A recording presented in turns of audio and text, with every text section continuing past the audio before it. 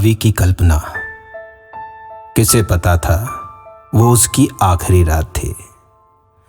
मैं 15 मिनट में घर पहुंच जाऊंगी। फोन पर वो अपने पापा के साथ थी। पापा खुश थे क्योंकि बेटी को प्रमोशन मिला था। ये दोनों की बरसों की मेहनत का सिला था। आज सारा खाना बेटी की पसंद का बना था। मीठे में पापा ने गाजर का हलवा चुना था। 15 मिनट, 20 मिनट, जब आधा घंटा हो आया, बेटी अब तक घर नहीं पहुंची तो मन में विचार आया। कभी हाईवे, कभी पुलिया, कभी घर के चक्कर लगाने लगा। पूरे रास्ते आवाजें दे देकर वो बेटी को बुलाने लगा। जब 2-3 घंटे गुजर गए तो अचानक से एक बुरा ख्याल आया। कहीं कोई अनहोनी नहीं, सोचकर दिल घबराया। वो पुलिस चौकी जाकर बोला, साहब एक शिकायत लिखवानी है। इंस्पेक्टर ने पानी पिलाकर कहा, बताओ क्या परेशानी है। साहब मेरी बेटी ने 3 घंटे पहले कहा था हाईवे के पास हूं, 15 मिनट में घर पहुंच जाऊंगी। मुझे प्रमोशन मिला है पापा, ये खुशी तुम्हारे साथ मनाऊंगी। पर अब तो 3 घंटे हो गए साहब, ना वो आई ना अपना फोन उठा रही है। कहीं कोई अनहोनी ना हो गई हो, ये सोचकर मेरी जान जा रही है। इंस्पेक्टर भी एक बेटी का बाप था। एक बाप के दर्द का उसे एहसास था। उसे साथ लेकर वो सारी रात रास्तों पर भटकता रहा। एक डर सा उसकी आंखों में हर पल खटकता रहा। थक हार कर वो बाप से बोला, अपने रिश्तेदारों से बात करो। लड़की का कोई प्रेम संबंध तो नहीं था, दिमाग पर जोर देकर याद करो।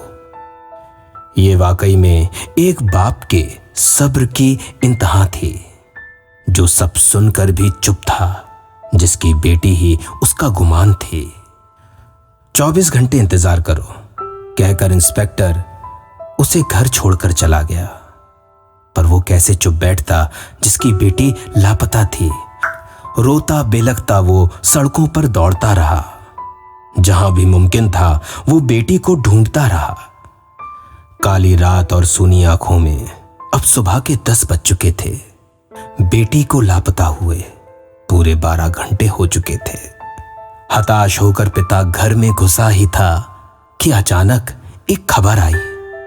बेटी की आस में फिर नंगे पांव दौड़ पड़ा। सोचा शायद उसकी दुआ रंग लाई। मगर अब तो कहानी ही कुछ और थी। हंसती खिलखिलाती 5 फीट की बेटी महज एक राख का ढेर थी। आंखों पर यकीन नहीं था, फिर भी कांपते हाथों से वो राख से कुछ ढूंढने लगा। अधजले मांस के टुकड़े और हड्डियों में लिपटे गहने बीनने लगा। घबराया हुआ वो चारों तरफ देख रहा था, काश कोई आवाज आए, पापा मैं जिंदा हूं, मुझे राख में मत ढूंढो, मैं यहां हूं। ये गहने मेरे नहीं हैं, जिन्हें आप अच्छे से पहचानते हैं, क्योंकि वो मां की निशानी है। ये अधजले टुकड़े भी मेरे नहीं हैं, क्योंकि आपके सामने आपकी बिटिया रानी है। लगभग लाश बन चुका पिता उन अधजले टुकड़ों से लिपट कर रोता रहा। अपनी अभागी किस्मत को बार बार वो कोसता रहा। वहीं कुछ लोग खड़े आपस में बातें कर रहे थे कि आखिर हुआ क्या होगा। इतनी खौफनाक मौत दी है, इस लड़की का गुनाह क्या होगा। फिर पता चला जिन्होंने उसे मारा वो उसे जानते तक ना थे। हवस के भूखे जानवर उसे पहचानते तक ना थे। जब नशे में धुत भेड़िए उसे खींचकर ले जा रहे थे, वो गिड़गिड़ाकर भीख मांग रही थी और वो नीच उसे नोच नोच कर खा रहे थे। इतने से भी जी नहीं भरा तो उसे लात घूंसे मारकर तड़पाने लगे। वो लगभग बेहोश हो चुकी थी तो उसे पेट्रोल डालकर जलाने लगे। आग लगते ही वो होश में आकर चिल्ला रही थी। इधर उधर भाग भाग कर वो आग को बुझा रही थी, पर शायद यही उसका अंत था।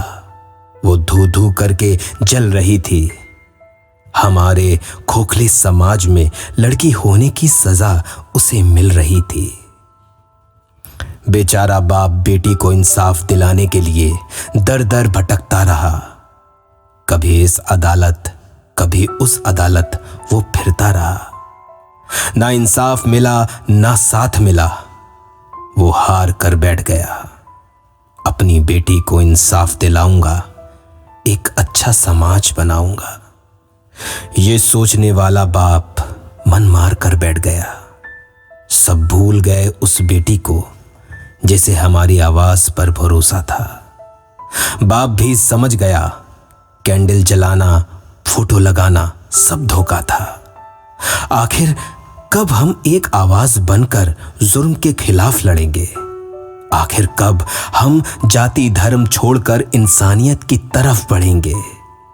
आखिर कब रुकेगी हैवानियत? आखिर कब दिखेगी इंसानियत? आखिर कब?